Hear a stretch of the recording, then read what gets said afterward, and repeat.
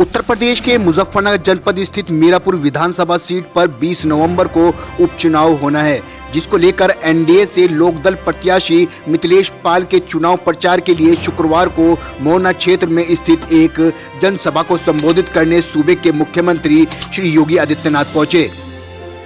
इस सभा में राष्ट्रीय लोकदल के राष्ट्रीय अध्यक्ष जयंत चौधरी ने भी हिस्सा लिया।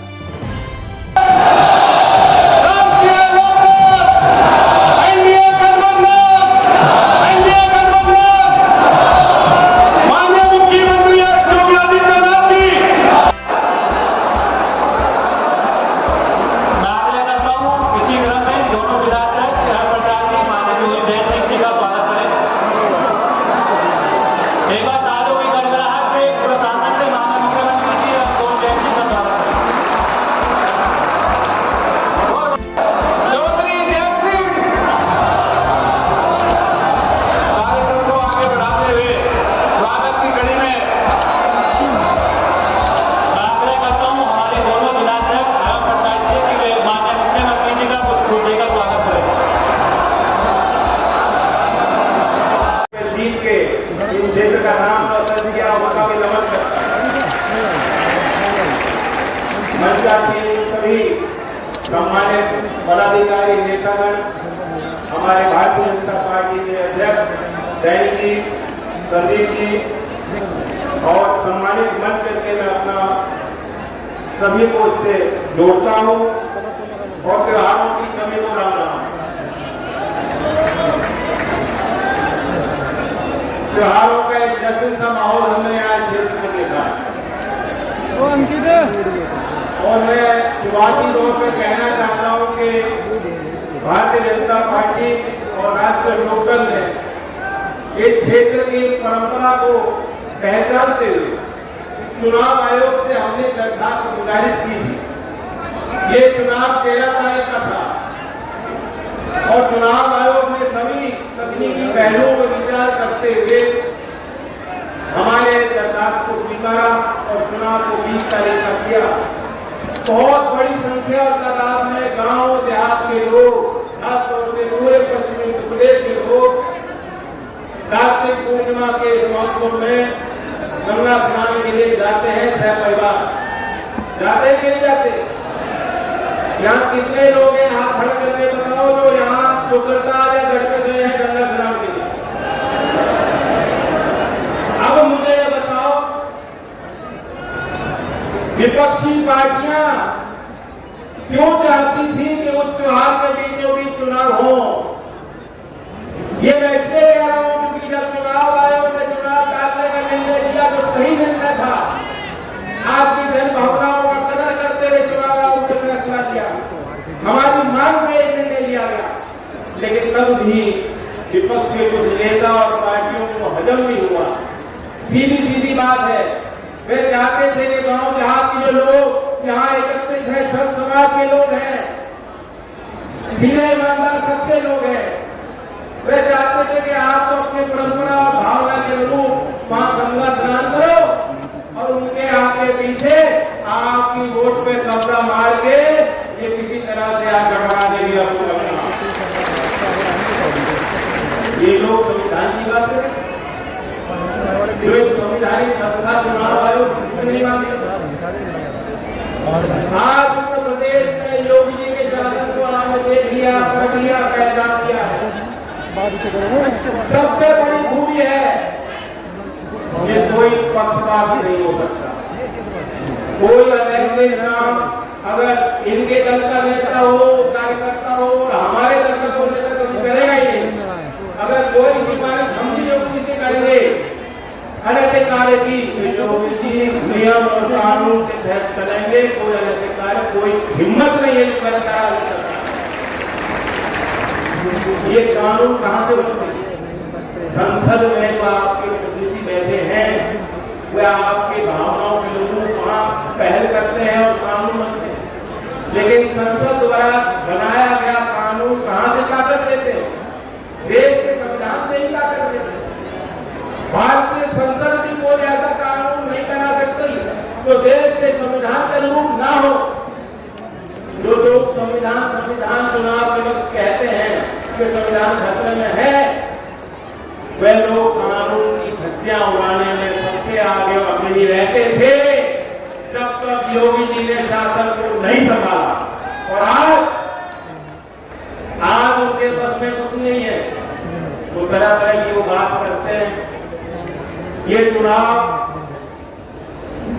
हमारा चुनाव, हमारे मुद्दे सब जग जाए। ये क्षेत्र बहुत मेहनती किसानों का क्षेत्र रहा। चौधरी चरण सिंह की कर्मभूमि और चौधरी अजीत सिंह जी की कर्मभूमि रही। यहाँ किसी भी गांव में किसी भी समाज के व्यक्ति से अगर मैं पूछूंगा कि आपका मुद्दा क्या है, इसी चुनाव में नहीं हर चुनाव में, तो यहाँ के किसान कहते हैं कि गन्ने का अच्छा भाव मिल जाए, गन्ने के हम भुगतान मिल जाए। इस क्षेत्र के किसानों ने जब कहा कि हम बम्पर पैदावार कर देंगे, यहाँ की मिल की क्षमता वृद्धि का अगर कोई काम सरकार करती है, राज्य की सरकार, तो जितनी आवश्यकता पड़ेगी उतना गन्ना हम मिल को देने को तैयार है। बताओ, यही सबसे बड़ी मांग थी क्षेत्र की नहीं, मोरना क्षेत्र की यही सबसे बड़ी क्षेत्र की मांग। मैंने तो एक बार मैंने कहा, शायद हमारे यहाँ उसमें विधायक थे चंद्र चौहान जी, उन्होंने कहा होगा, योगी जी ने खुद इस बात के महत्व को समझते हुए पहल की है और यहाँ के गन्ना चीनी मिल के क्षमता वृद्धि के लिए जो काम किया है, मैं आभार इस क्षेत्र के जनता और किसानों की तरफ से योगी जी को देना चाहता हूँ। आगे भी किसानों के लिए उन्नत खेती कराने के लिए, उनको लाभकारी मूल्य दिलाने के लिए जो कदम सरकार को लेने होंगे, मैं बड़े जिम्मेदारी के साथ कह रहा हूँ, मैं भी साझेदार हूँ। और योगी जी जहाँ किसान की बात आती है वो सबसे पहले काम करते हैं उनकी। भारत माता की, भारत माता की, भारत माता की, गंगा मैया की, गंगा मैया की, वंदे वंदे वंदे।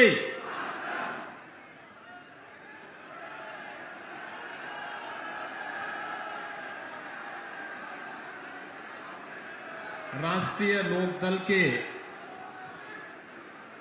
अध्यक्ष और केंद्रीय मंत्री माननीय श्री जयंत चौधरी जी, उत्तर प्रदेश सरकार में मंत्रिमंडल के मेरे सहयोगी श्री अनिल कुमार जी, श्री कपिल देव अग्रवाल जी, श्री सोमेंद्र तोमर जी, श्री केपी मलिक जी,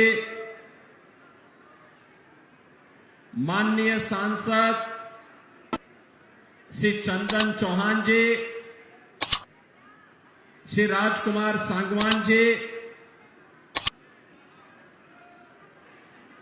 भारतीय जनता पार्टी के प्रदेश के महामंत्री और विधान परिषद सदस्य श्री सुभाष यदुवंशी, क्षेत्रीय अध्यक्ष श्री सत्येंद्र सिसोदिया जी, जिलाध्यक्ष सुधीर सैनी जी, राष्ट्रीय लोकदल के जिला के अध्यक्ष श्री संदीप मलिक जी, क्षेत्रीय अध्यक्ष योगेंद्र सिंह जी, पूर्व केंद्रीय मंत्री श्री संजीव बालियान जी, मंच पर उपस्थित भारतीय जनता पार्टी राष्ट्रीय लोकदल से जुड़े हुए हमारे सभी माननीय जनप्रतिनिधिगण,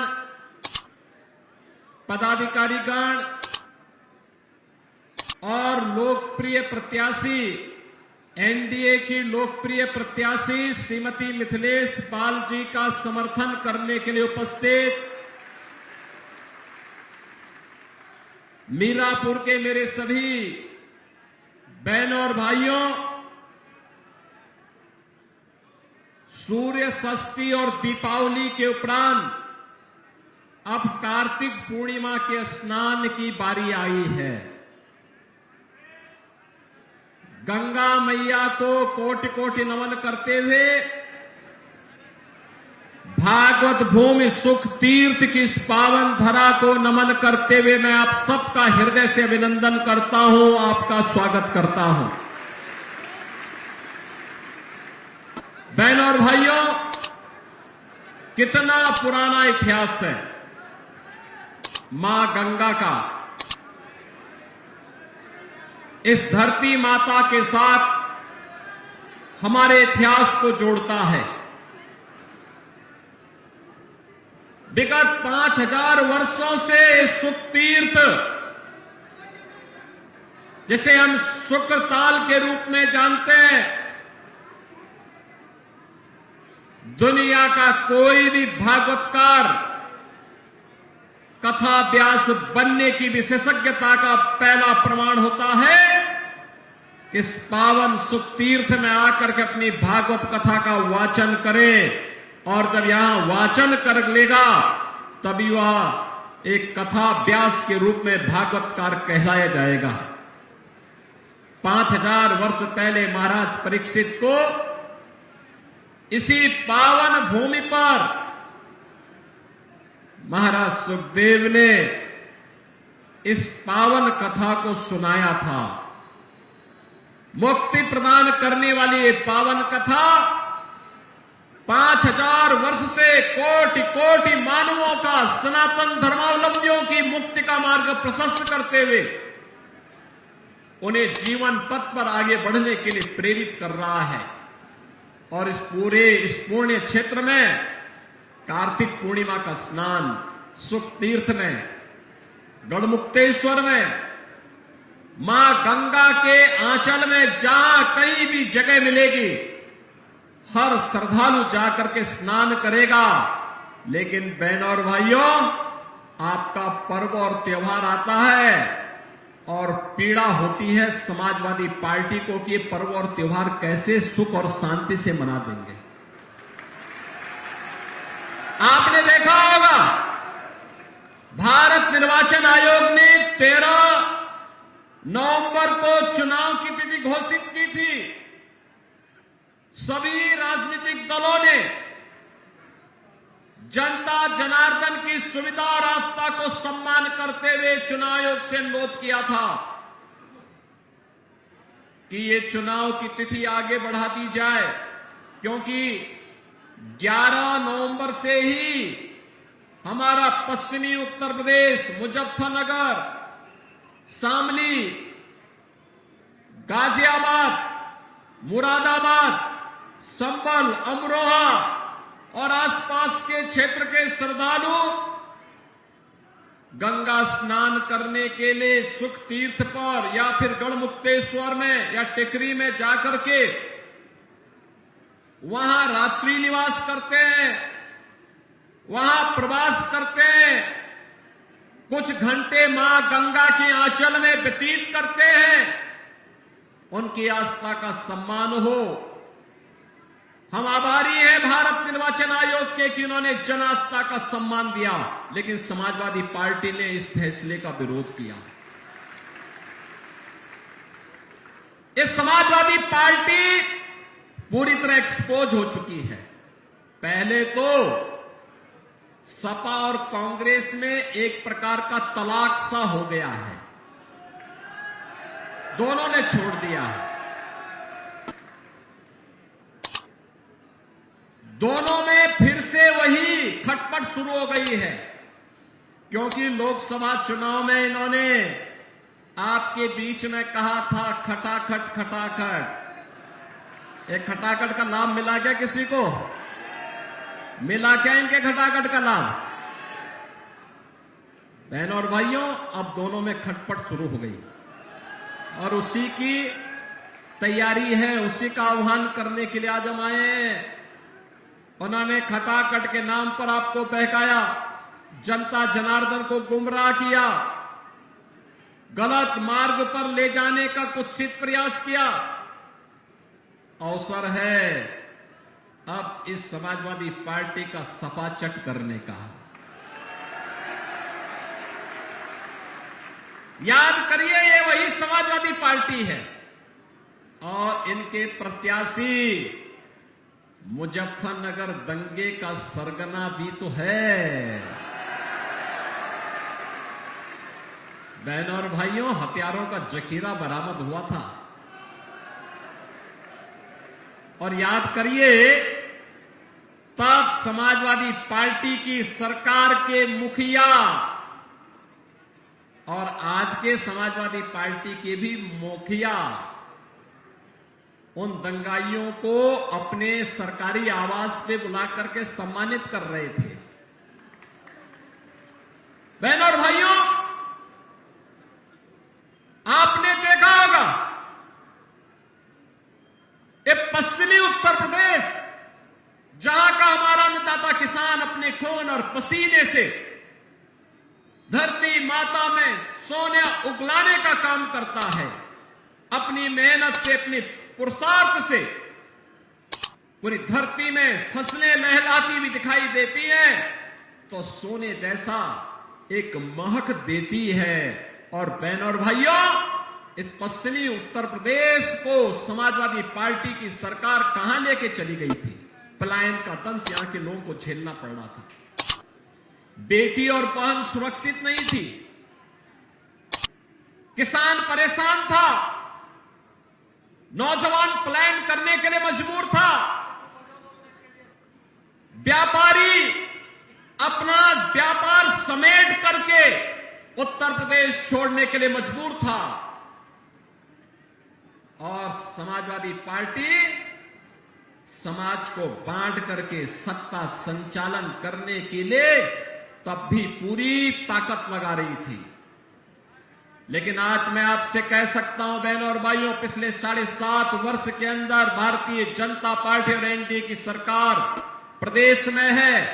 आपने देखा होगा, बेटी और बहन की सुरक्षा के साथ कोई खिलवाड़ नहीं कर सकता।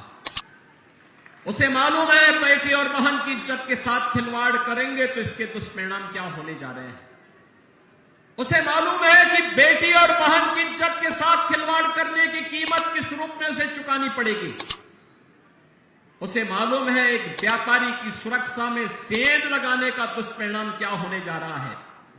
उसे मालूम है एक अन्नदाता किसान के बैल को और भैंसे को चुराने की कीमत उसे क्या चुकानी पड़ेगी, उसकी मोटर को चुराने की कीमत उसे क्या चुकानी पड़ेगी।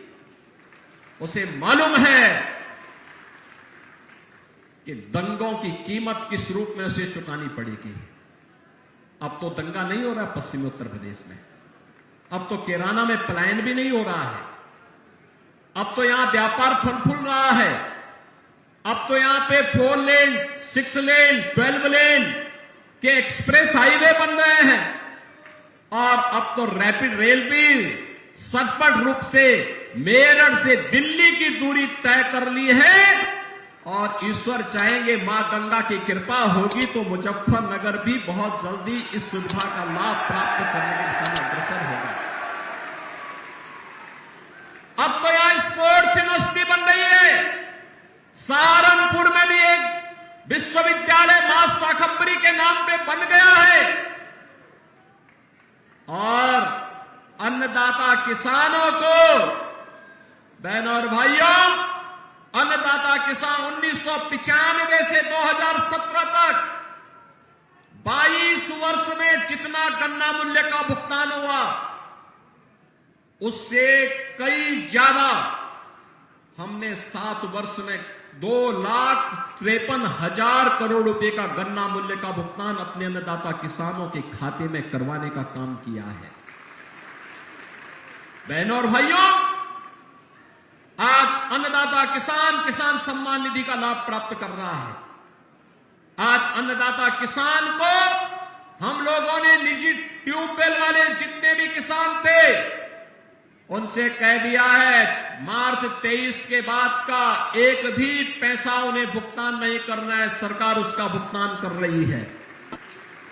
बहनों और भाइयों, आज सरकार ने युवाओं के लिए तमाम प्रकार के कार्यक्रम आगे बढ़ाए हैं। उन्हें स्मार्टफोन और टैबलेट दे करके उन्हें डिजिटली सक्षम बनाने की दिशा में सरकार के कदम आगे बढ़े हैं। बेटी के लिए मुख्यमंत्री कन्या सुमंगला योजना और मुख्यमंत्री सामूहिक विवाह की योजना भी है, तो चीनी मिलों के पुनरुद्धार के कार्यक्रम को भी आगे बढ़ाने के लिए हम लोगों ने शुरुआत की थी। ये मेरा सौभाग्य है कि किसानों के मसीहा भारत रत्न चौधरी चरण सिंह जी की पावन कर्मभूमि छपरौली की चीनी मिल से हम लोगों ने शुरुआत की थी और मोराना की चीनी मिल होते हुए आगे सिलसिला लगातार आगे बढ़ता रहेगा। हमारा अन्नदाता किसान अपनी मेहनत से, अपने पौरुष से इस धरती माता को लहलहा करके भारत का पेट भरने का कार्य करता है, तो उसको किसी के सामने हाथ नहीं फैलाना है। उसकी मंशा के अनुरूप कार्य ये डबल इंजन की सरकार करेगी और वही आश्वासन देने के लिए आज हम सब आपके बीच आए हैं। बहनों और भाइयों, मैं तो आपसे एक ही बात कहना चाहता हूं। अक्सर मैं देखता हूं, मैं एक बार इसी मुजफ्फरनगर की तरफ में आया था। मुझे यहां पर एक कार्यकर्ता उस समय बोल रहा था, मैं यहां भाषण कर रहा था, तब तक पब्लिक के बीच से नारा आ रहा था। वो कह रहा था कि 12 से 17 के बीच में एक नारा चलता था और वह नारा होता था, जिस गाड़ी पर सपा का झंडा समझो बैठा है कोई।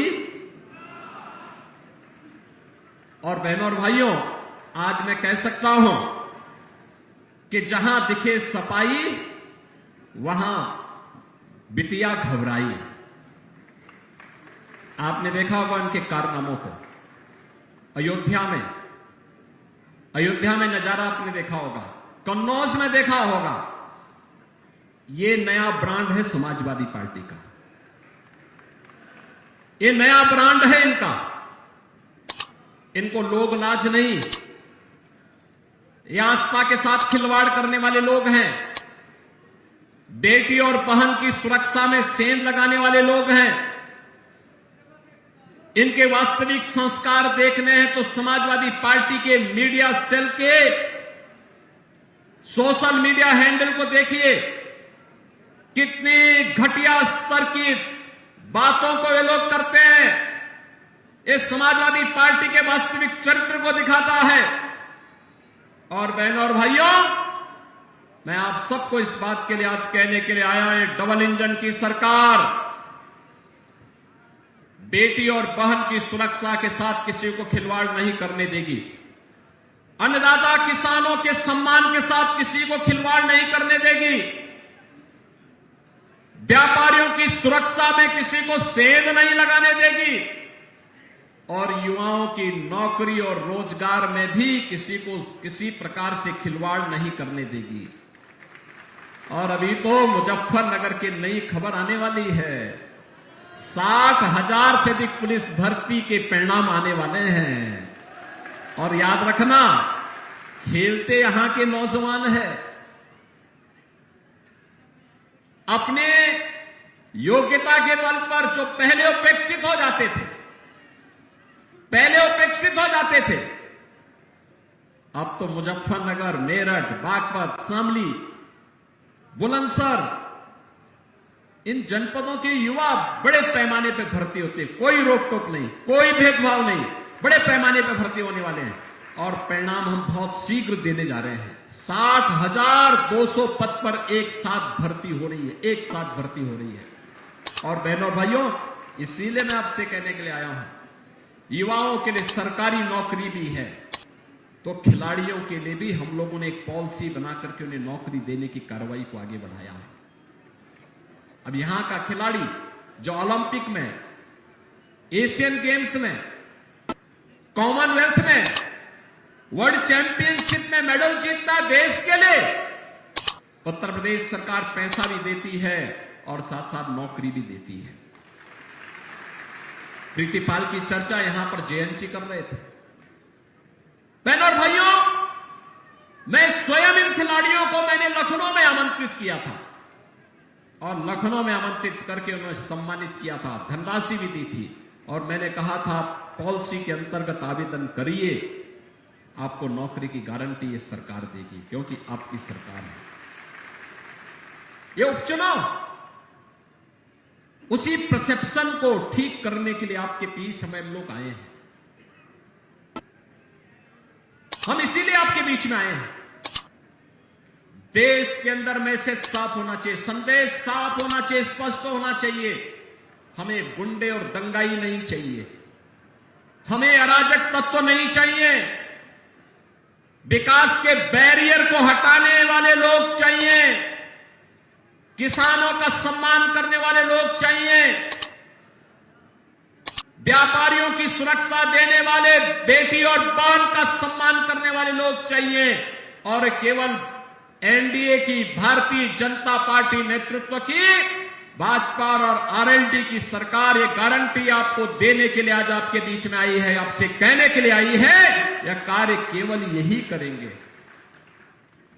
केवल और केवल डबल इंजन की भारतीय जनता पार्टी नेतृत्व की एनडीए सरकार इस कार्य को कर सकती है, क्योंकि हमारे आदर्श चौधरी चरण सिंह जी हैं, हमारे आदर्श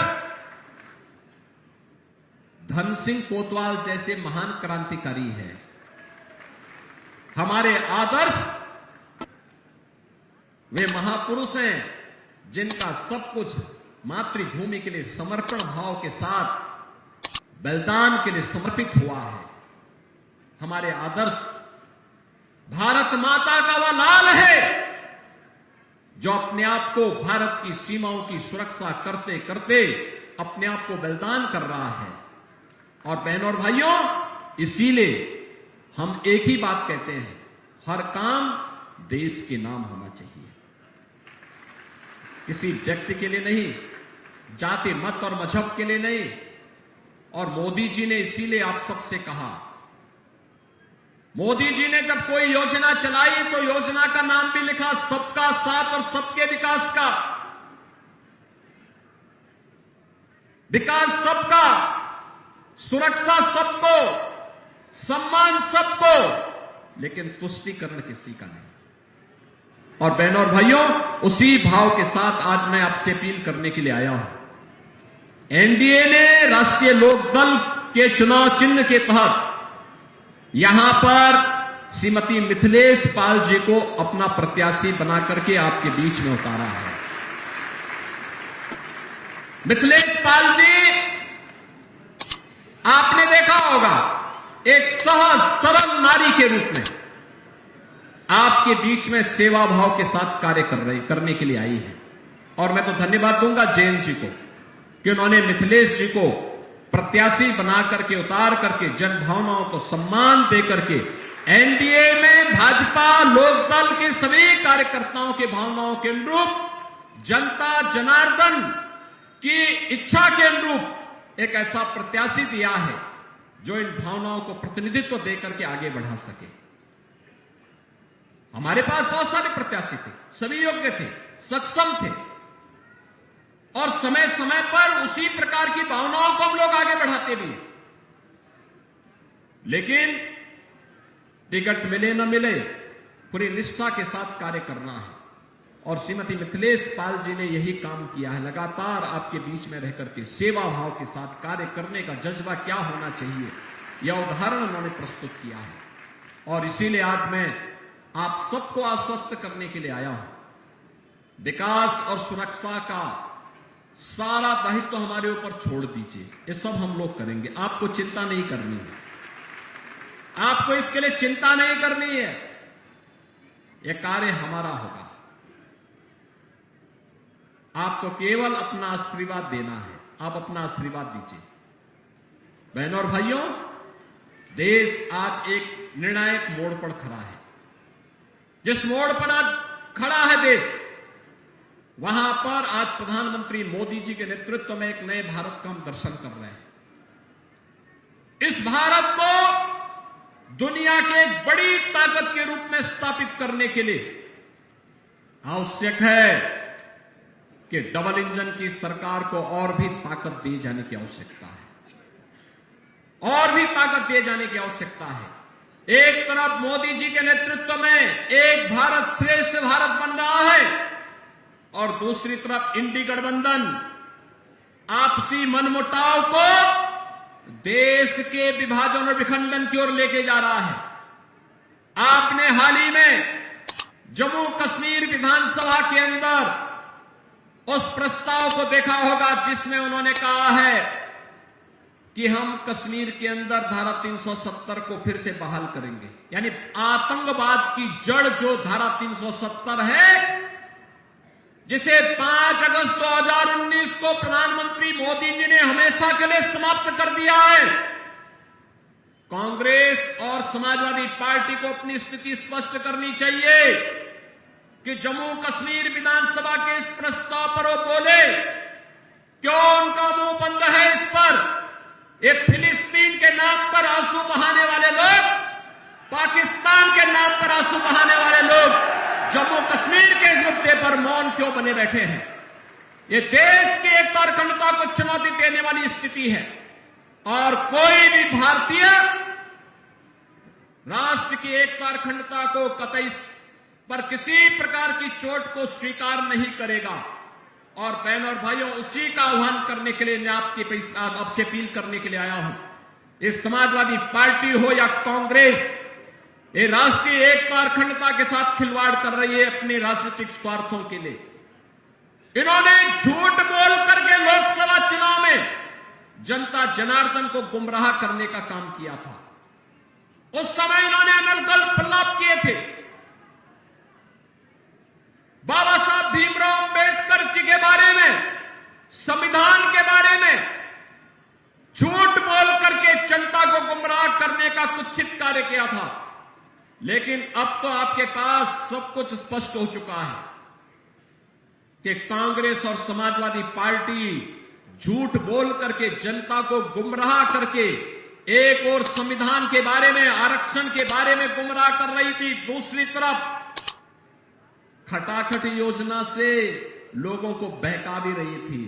लेकिन अब मैं आपसे कहने के लिए आया हूं, आपने मोदी जी का लगभग 10.5 वर्ष के कार्यकाल को देख लिया है। बाबा साहब भीमराव अंबेडकर के पंच तीर्थ बनाने का काम मोदी जी ने किया है।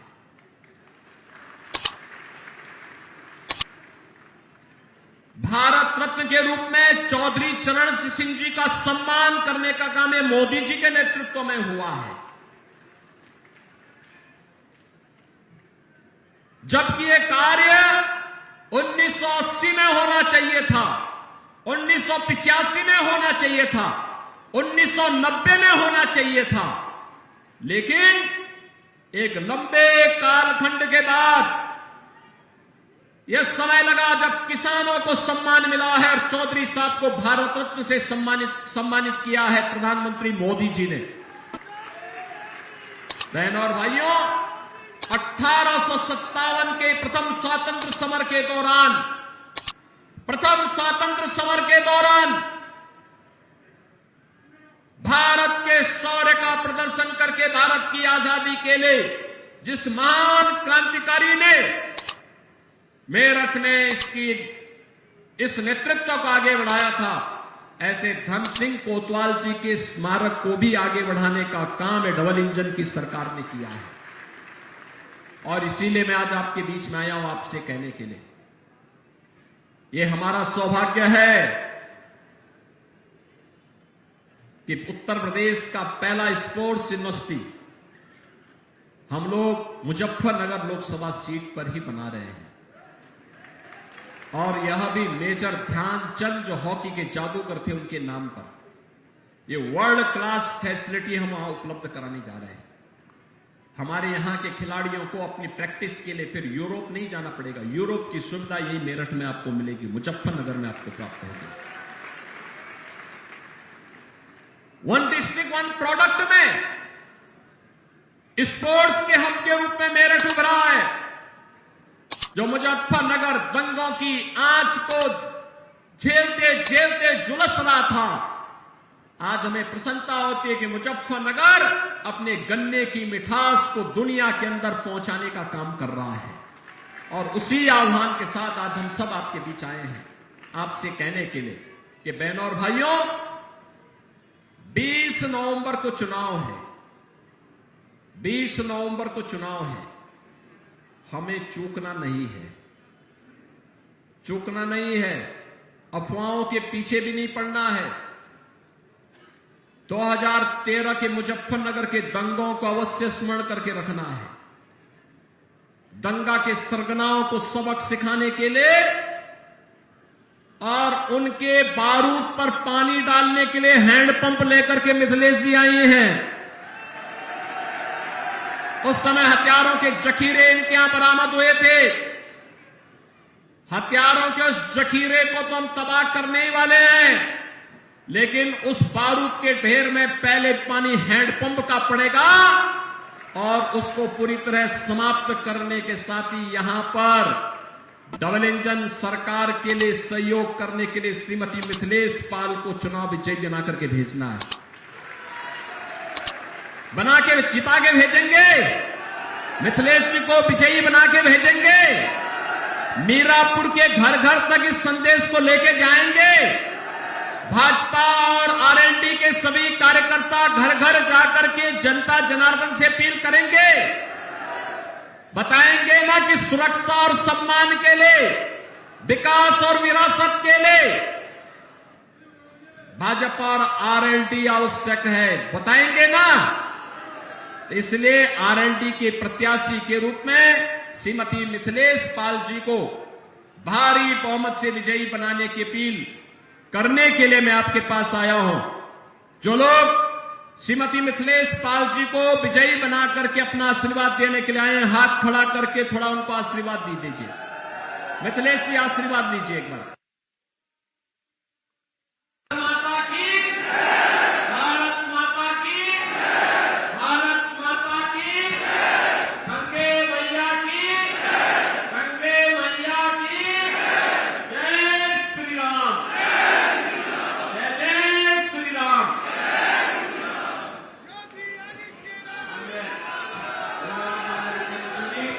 और अपने विधानसभा के संयोजक आदरणीय अमित राठी जी का आभार व्यक्त करते हुए भारतीय जनता पार्टी और राज्य लोगों के सभी